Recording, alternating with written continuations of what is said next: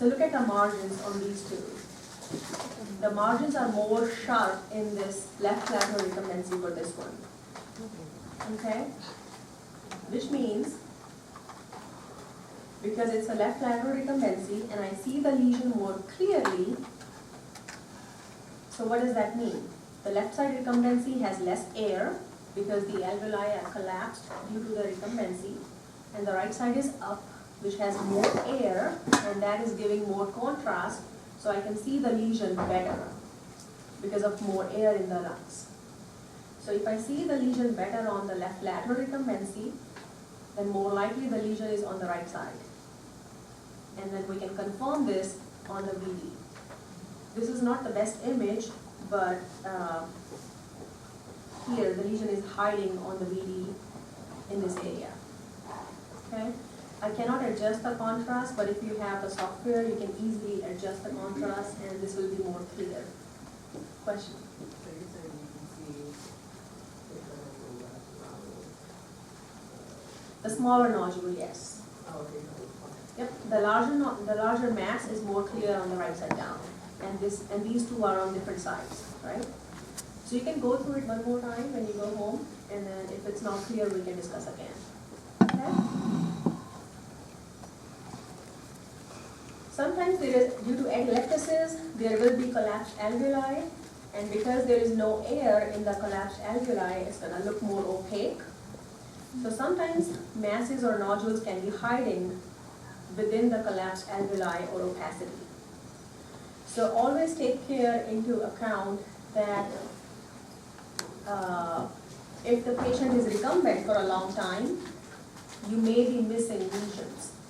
So always make sure that the patient was not recumbent when you are taking radiographs, and it should not be recumbent for a longer duration.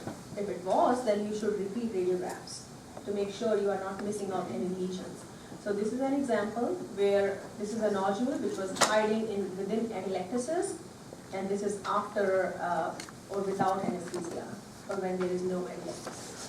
And you can easily identify the nodule. Okay? Now a different pattern, it's still the same pattern but different expression of it. So structured interstitial could appear like a nodule or a mass or a miliary pattern. So miliary, when somebody says miliary pattern, it's still interstitial pattern. Miliary only means the nodules are really small in size. And we just call this a miliary pattern. Okay? So there are well-defined small multiple pulmonary miliary nodules. And your top differentials for that should be metastatic nodules or neoplasia versus fungal disease. Okay? Question? How would you differentiate this From a bronchial?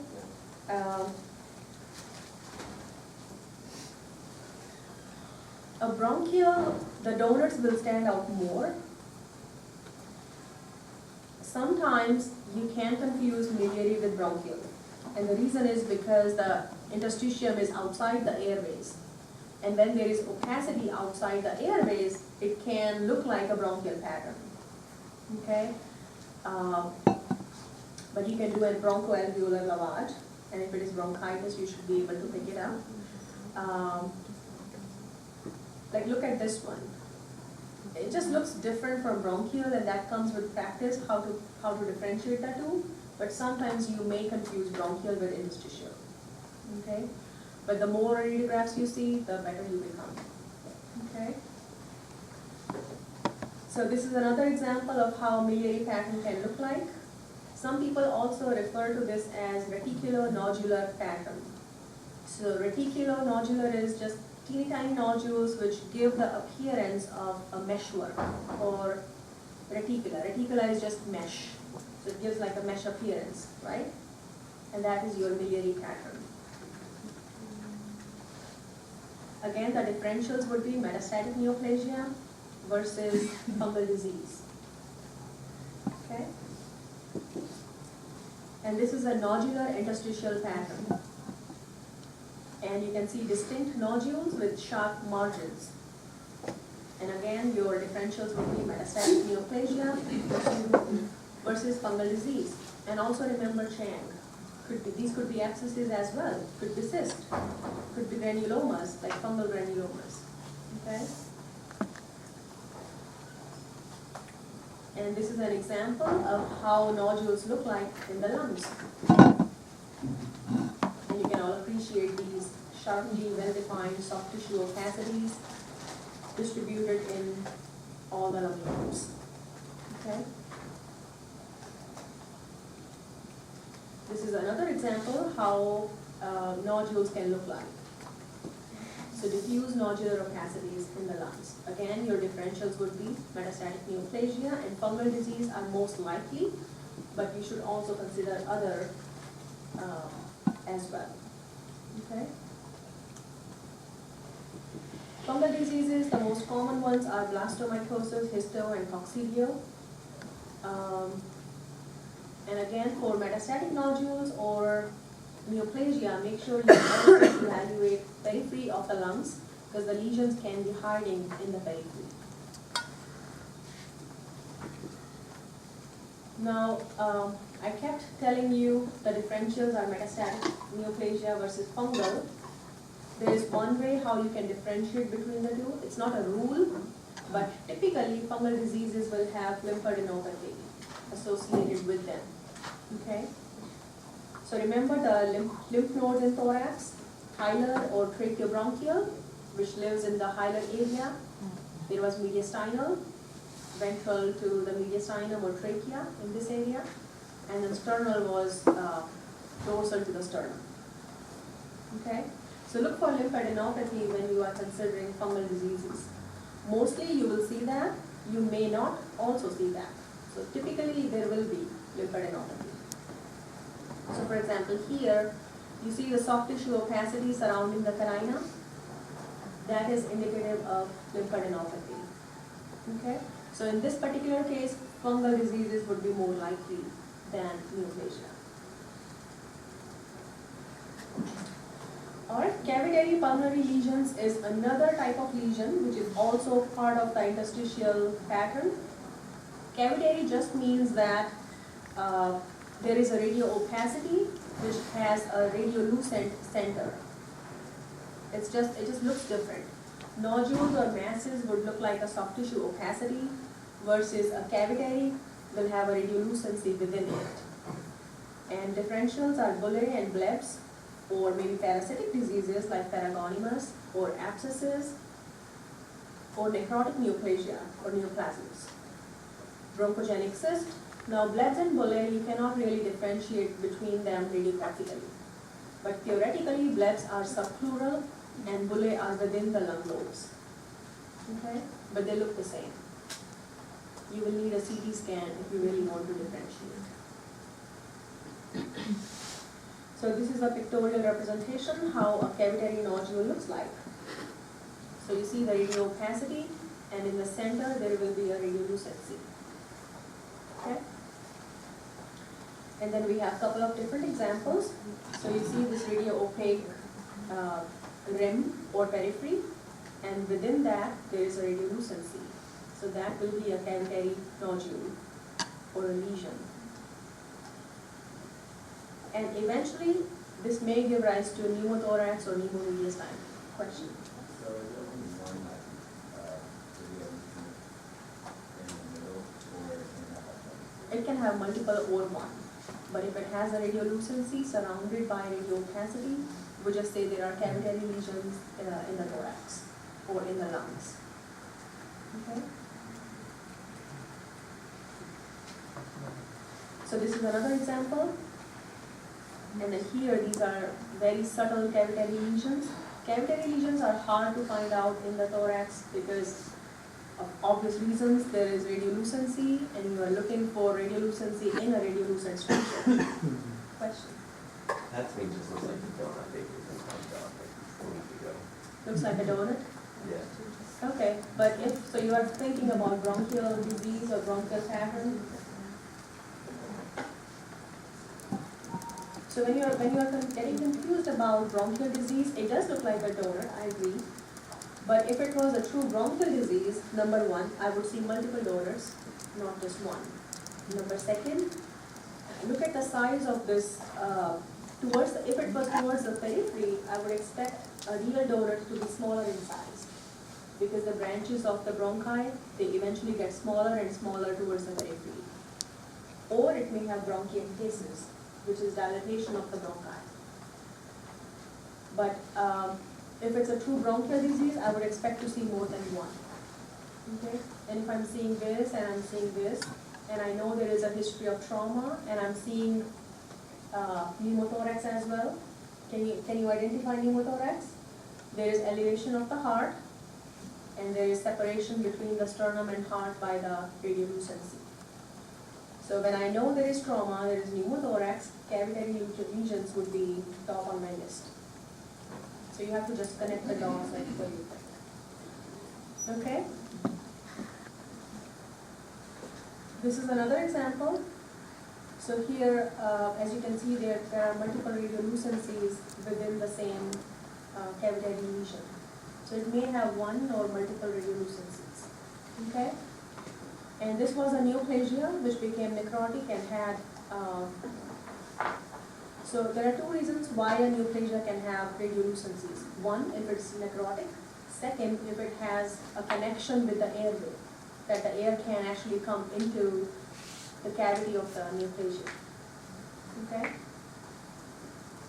Or it could be a parasitic lesion as well. So make sure you rule out parasitic diseases by doing fecal examinations before you think about neoplasias. So rule out simple things first. Okay? Question?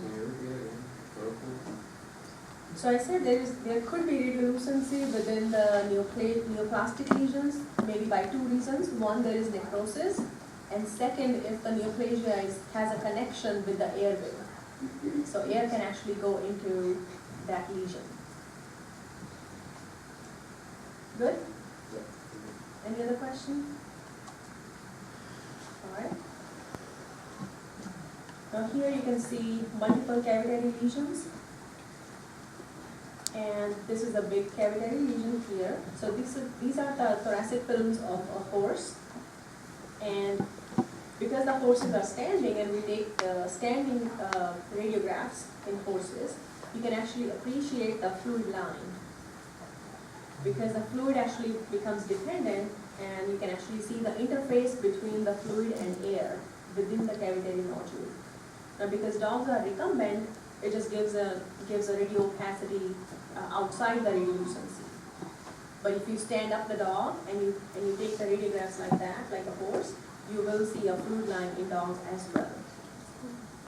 Usually in cavitary lesions. Okay?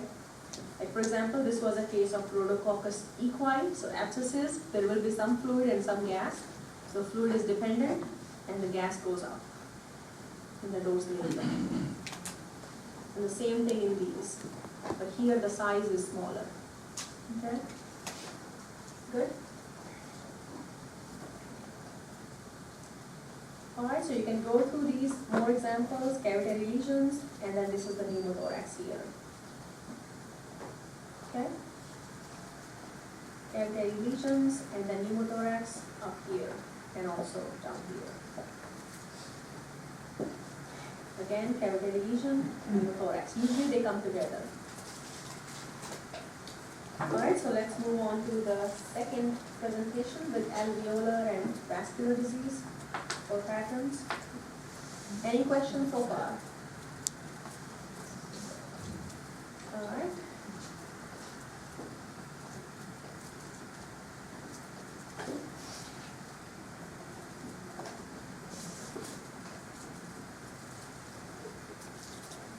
So, for alveolar pattern, the disease is in the alveoli, as the name suggests. So, alveoli can be either filled with the fluid or cellular debris, which means maybe inflammatory exudate, or they are collapsed and do not have any air within them. Okay. Now, there are three signs for alveolar pattern. One, air bronchograms, which are also called as trees in the snowstorm, and that is again for learning purpose only. For scientific reports, we always say air bronchograms. Okay? Second sign is lobar sign, and third sign is increased opacity without sharp margins. And how we differentiate it from the interstitial? Because I told you the same thing for interstitial, remember? Increased opacity without sharp margins for unstructured interstitial. So how do you differentiate unstructured interstitial from alveolar? Is that you will lose the margins of the blood vessels as well. So in that opacity, if you can actually visualize the margins of the blood vessels, then we can refer to it as interstitial. But if you completely lose the margins of the blood vessels, then we say alveolar. Okay? Now, it doesn't have to be presence of all three of them together to call it alveolar. You may have one sign, it's still alveolar. Okay? So you may have alveolar pattern with just lobar sign or just air bronchograms. You may not see a lobar sign, but it's still alveolar. Good? Alright, let's see how it looks like. So this is a pictorial representation, and here this is an example of alveolar pattern with air bronchogram. So you see this airway coming in, and because there is no air in the alveoli, it's looking more opaque, and because there is air in the airway, now the airways actually stand out prominently, and these are called air bronchograms. Whereas on the right side here, you cannot visualize airways because now the fluid is also entering into the airways, and there is no air within the airways as well. So which one is more severe? The right side or the left? The right side is more severe because now the fluid or infiltrates are not only in the alveoli, they are also in the airways. Okay? This is another pictorial representation.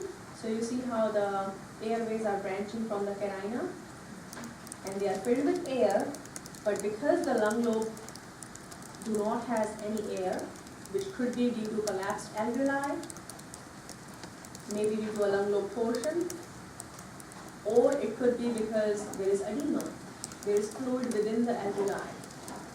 Any of those reasons. Okay? And then the same thing on the BD. So these airways are called air bronchograms. So radiolucencies within the radioopacities are called air bronchograms.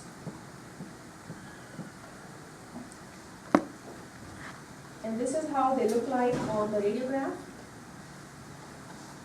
And this is a pictorial representation, so you can refer to that as well. So you see that radioopacity.